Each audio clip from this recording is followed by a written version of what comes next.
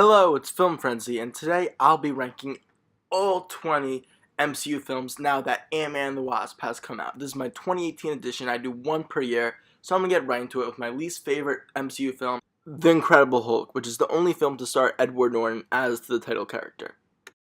I just want to start off by saying you'll see me in a lot of different shirts during this video, and that's because this video is filmed various days prior to Man The Wasp coming out. So I'm wearing different shirts each day because, I wash my clothes. So I'm going to get right into it now. Incredible Hulk. This movie is always forgotten in the MCU canon because it has a different actor playing the lead character. It doesn't have Mark Ruffalo. It has Edward Norton. And I feel like the biggest complaint with this movie, it's not that it's like a terrible movie. It's not hard to watch or anything.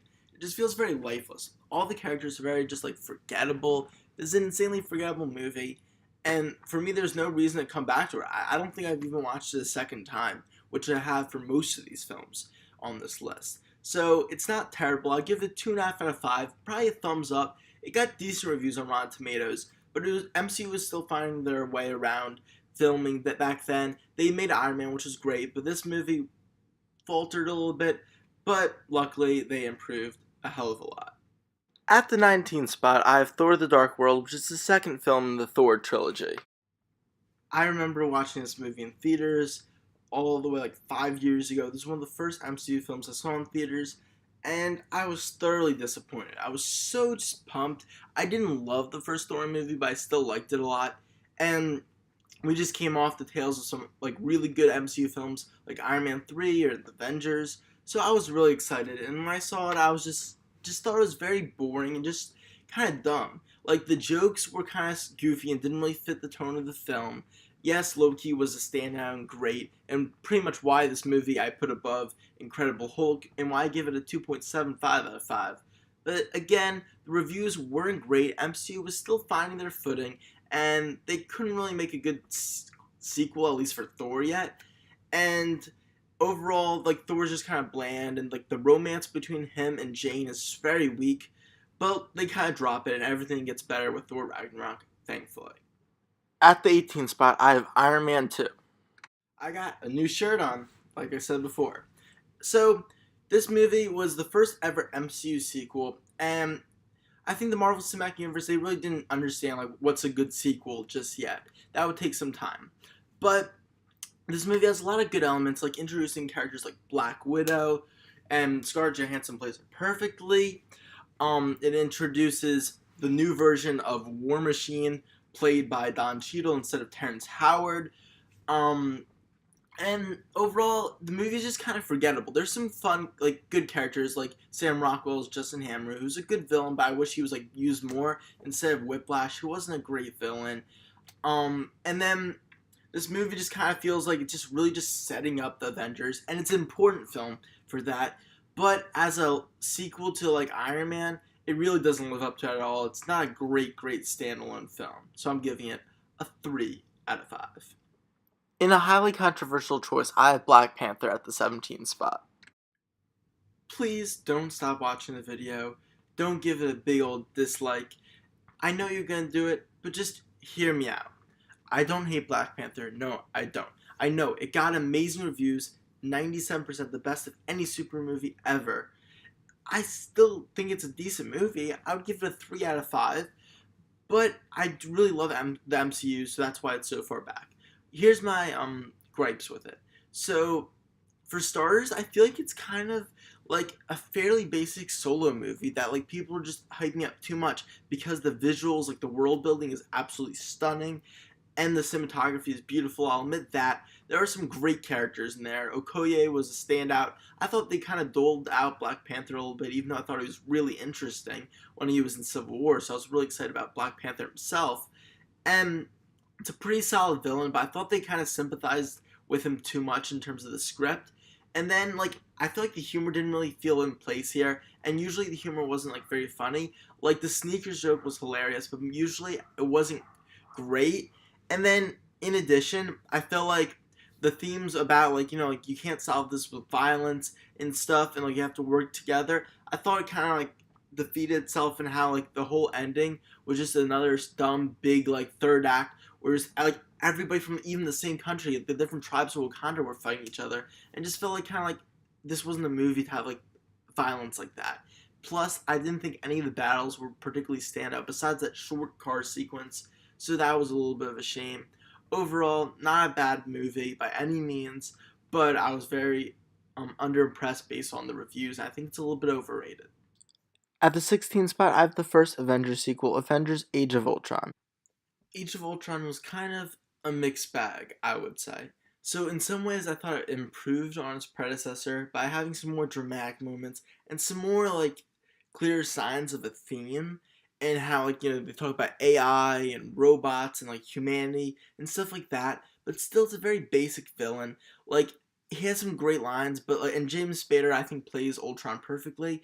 But then again, it's just another villain who wants to like wipe out humanity for whatever reason. They think it's gonna save the world, and I feel like they don't go into enough detail about why. Plus, it's just like another robot army, so it feels like just like in Avengers, a big like just conclusion where the Avengers are just fighting a bunch of like random like robots. Like this time, the first one's aliens, but it does have some important moments in introducing Scarlet Witch and sadly Quicksilver, who they never established and then he just dies off. And it's important in introducing Sokovia, which is key for Civil War. So overall, I'd give this movie a 3.25 out of 5. It's not bad at all. It has some very positive aspects, but it also has some big negatives. At the 15th spot, I have Spider-Man Homecoming, which starts the third Spider-Man series in the last 20 years. Just like Black Panther, I have another Marvel Cinematic Universe film that I find extremely overrated. This time, I feel that it really just lacks any like deepness at all, or just any like real like stakes. Like there's like no blood and like on all these intense fights, and there just seems like this like whole like video gamey aspect of it. Like they just took it right out of the comics, and I understand how like they didn't want to do the third time doing like the origin story of Spider-Man, which is good, but that comes at the expense of taking away all of his darker roots, like kind of being responsible for Uncle Ben's death, which is a huge part of the Spider-Man character. So without that, the film's kind of weak. And I felt overall, yes, it was hilarious. I did like it a lot. I'm giving it a 3.25 out of 5 still. I thought it was one of the funniest Marvel films, and it was enjoyable to watch. But overall, it was just very just weak, with a weak romance. And there's some fun characters, but I didn't love the villain, the Vulture. I thought that his like arc was a little bit too like expedited at the beginning. Like it was just jumped a little bit. So overall, this movie, I feel like I wish it was just a little bit darker. I really wish MCU never made like a Spider-Man movie. I wish it would just continue with Amazing Spider-Man because I like those a lot. My placement for the latest MCU outing, Man The Wasp, is number 14. I just got back from seeing Man The Wasp in theaters. Yeah, sorry for wearing the Superman shirt. I felt a little bit like a traitor seeing a Marvel movie, but it was the closest superhero shirt I had since I wore a Captain America shirt yesterday. Anyway, this movie, I thought it was going to be a little bit better than the original Ant-Man based on the reviews. Right now, seeing at a really good 88%, but I was a little underwhelmed. I think I like how there's a more complex villain with Ghost. It's just a very different villain than any other MCU one, but I feel like they underused her greatly. And I thought that there was just a lot of great foundations in this film that were all underused. Like I didn't really see any true semblance of a theme, like which I thought was a kind of a weak point. And they relied a little bit too much on the jokes, which were amazing, but they relied too much on the jokes and had like too like loose of a plot, where it was really just like three different parties like going after MacGuffin, the building where the laboratory is. So I felt like that it was just kind of like back and forth and a little bit repetitive, the plot, with not a lot of firm plot points. So even though it wasn't like just a basic original like origin film like the first one, it kind of lacked the structure. Overall, I'd still give it a really good 3.75 out of 5, a lot better than the previous MCU films, but I still think it could have been a lot better if they just kept going with the great foundations they had. 13 is a pretty surprising pick, the original team-up film, The Avengers. This was the first ever MCU film, or actually first ever superhero movie I ever saw in theaters. I remember that day vividly. It was back in 2012. Crazy, that's 6 years ago. And this movie, honestly, I didn't love it at the time. I've rewatched it maybe like 2, 3 more times. and I still don't love it each time I watch it. I think it's just a very basic structure, it has some fun jokes, and it's a very enjoyable movie to watch, so I'd still give it a solid 3.75 out of 5, a big jump from the last couple films, but the plot feels a little bit slow in terms of the actual plot because there's not actually that much that happens, and the third act is just a big battle with Blue Sky Beam and just a bunch of like they're battling aliens, and there's no real sense of the stakes of like the lives and stuff. And I don't like how like there's the mind control, like with how like Hawkeye's just under mind control the entire time. And I feel like overall this film, it was a solid start for a team up film, but I think Avengers like later on they get better, and overall this movie is just kind of predictable and a little forgettable in my opinion. At 12, I have the original Thor film. One of the MCU's first films, Thor introduced the MCU to cosmic possibilities out of this world, and overall I like it very much. Now we've entered like a new stage of Marvel films where all of them I really like. We've gone to the 4 and up range. I give Thor a solid 4 out of 5. I think it's a little bit underrated sometimes in the Marvel canon, but it did get some pretty solid Rotten Tomatoes reviews if you do look at that. But I think this movie is fun. It has some good fish out of water comedy. I mean, yes, it can be a little bit like cold and bland at times, but I do like Kenneth Branagh's touch on like making it a little bit Shakespearean because he's really into Shakespeare with like Asgard and all like the kings and stuff. And I do like the twist with like Loki, he's like being adopted and stuff. And like, yes, the villains are kind of weak, like with like the ice giants or wherever they are. But Loki's an amazing character that they really build right from the start in this film. And overall, it just has some great themes on humility, and it's a fun and great start to the Thor character. Next up, I got another origin story, Ant-Man. Ant-Man is one of those films where there's not a whole lot wrong with it. But then again, there's not a ton amazing about it either. So it puts me in that category where I have to say it's very good, but not spectacular. 4 out of 5 once again.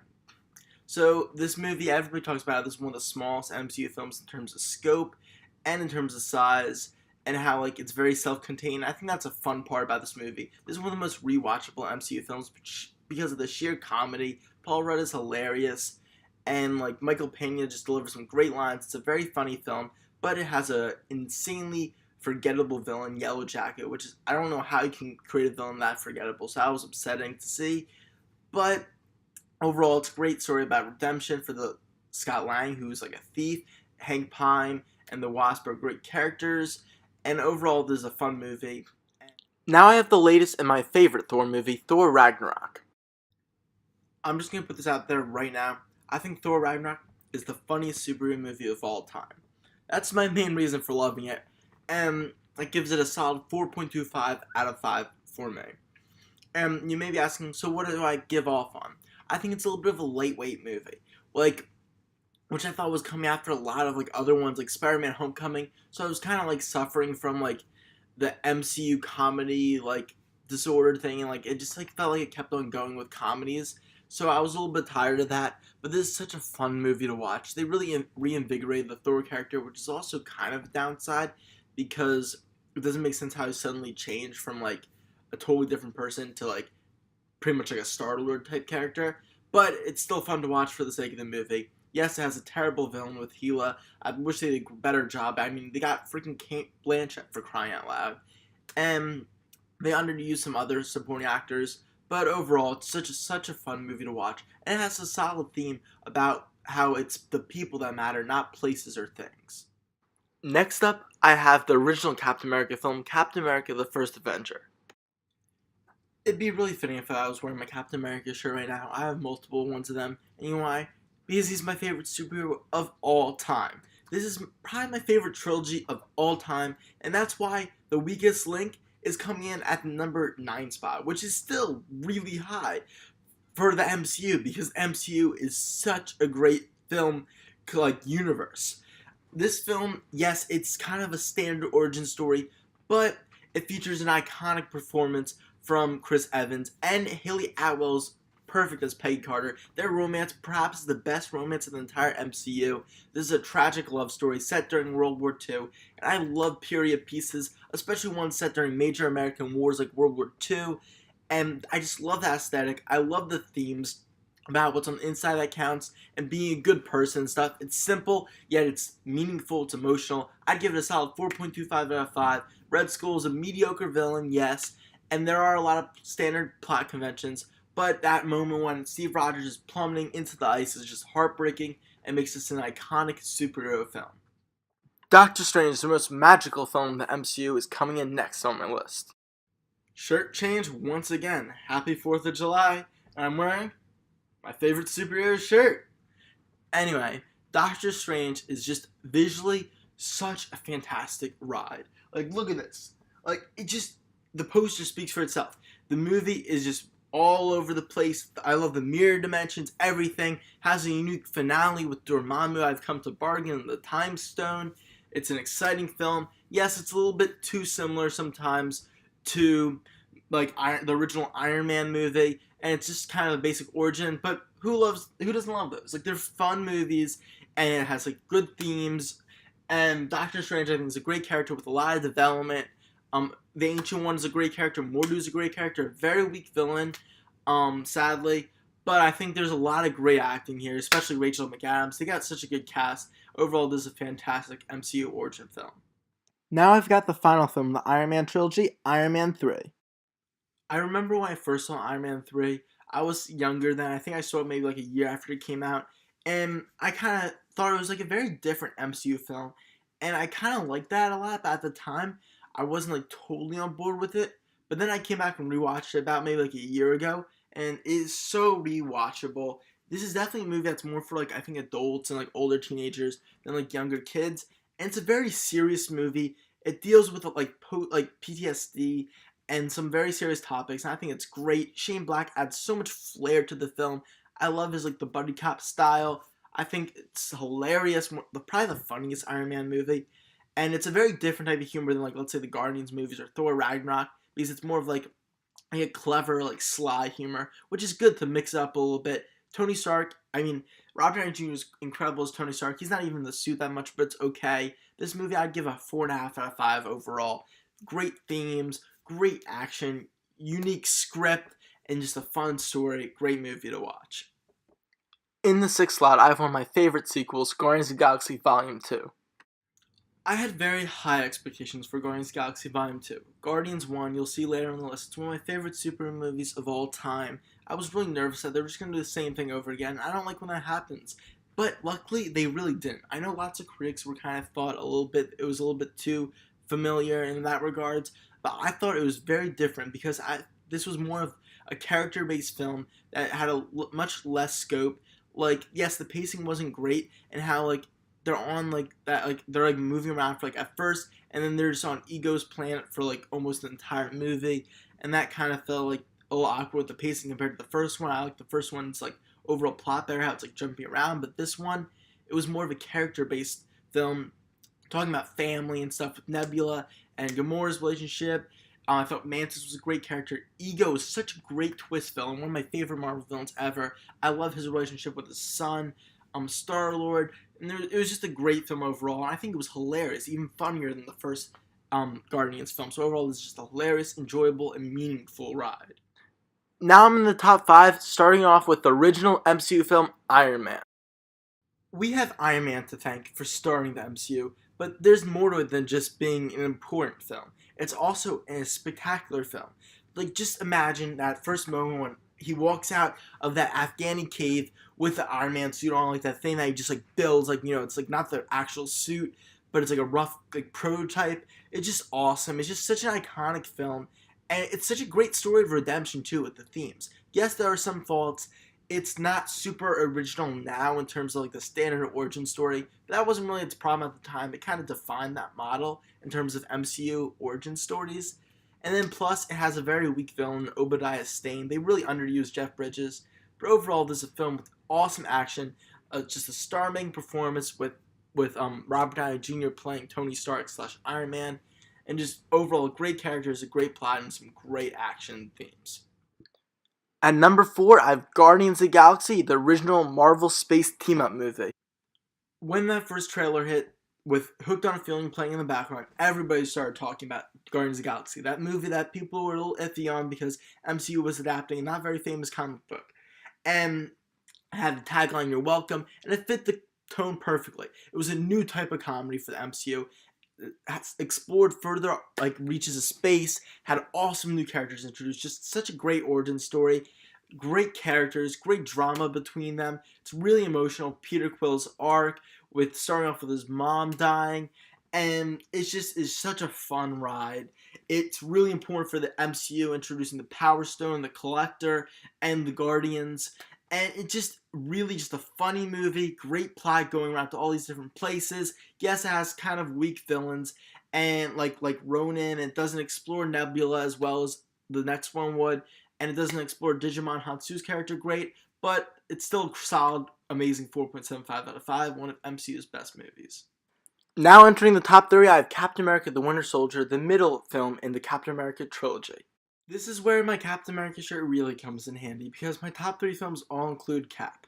And it makes sense. He's a perfect, awesome character in this universe, and I think Captain America the Winter Soldier really excels that. You see his arc begin with the first Avenger, but then it continues with Winter Soldier. When he's in the modern world, he has to like react to all these different changes. He befriends Sam Wilson, the Falcon, who's an awesome character. Anthony Mackie brings so much life to him. Scarlett Johansson gets some increased role as Black Widow. Samuel L. Jackson's awesome as Nick Fury.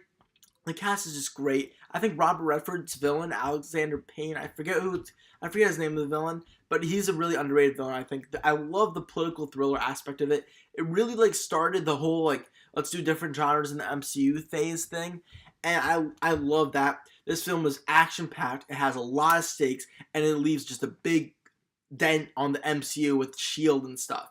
So I'm giving it a solid, perfect 5 out of 5. I love this movie, and this was my favorite MCU film for a couple of years, until my number 2 pick. At the 2 spot, I have the final Captain America film, Captain America Civil War. I was so skeptical of this movie, especially following the amazing Captain America Winter Soldier, because how could it balance being a Captain America movie, have a major part for Iron Man, and have all these other characters, plus new characters like Black Panther and Spider-Man introduced into the MCU, but somehow it succeeded. I knew right away this was my favorite superhero movie. Now it's not, but it is just so spectacular and how it works. So this movie just has some great themes on vengeance and stuff, kind of carried through. Like you see the mirror of the villain, Zemo, played by Daniel Bruhl expertly, one of my favorite MCU villains. And then Black Panther, I think he has a great part in this film. Winter Soldier expanded role. I love the 3-way fight at the end between Winter Soldier, Captain America, and Iron Man. Who can't forget that airport fight? There's so many memorable moments in this movie, and that's why it is one of the best MCU films of all time. So perfect 5 stars again, and it was my favorite up until a little bit earlier this year. And now it's time for my number 1 pick. You all know it. It's Avengers Infinity War, the biggest and most ambitious superhero film of all time, coming out earlier this year. When I mentioned my skepticism for Civil War, well, that was just exponential when I mentioned my skepticism with Civil War, that was nothing compared to my skepticism with Infinity War. Especially when I saw the reviews weren't nearly as high as lots of the other MCU films high on my list. It's sitting at 83% on Rotten Tomatoes right now. And so I was wondering, does it really not work that much? But thank God it does. When I saw it, it was just one of the most action-packed and intense movies I've ever seen in my life. I love that big ending. I'm not going to spoil here, but I love that the Russos and the writers took risks with this film. I just love the amount of plot in it. It's such a plotty and great movie. I mean, here's the weird part. It's not a perfect movie. I'd give it a 4.75 out of 5 actually, even though I put it at number 1 above 5-star movies, because it has some problems in that there's so much going on that sometimes you'll forget about a plot point because there's 8 subplots at once. But that's that's expected. So I think it's okay, and still my favorite MCU film of all time. Actually, my second favorite superhero film of all time after Logan. This is such a spectacular movie, and it gets me so pumped for the 4th Avengers film, which I can't wait to see. So thank you for all watching my breakdown of my 20 MCU films, all ranked. I know it got long, so thank you for watching. I'll see you guys later. From Film Frenzy, stay tuned for an Man The Wasp review coming soon. Bye.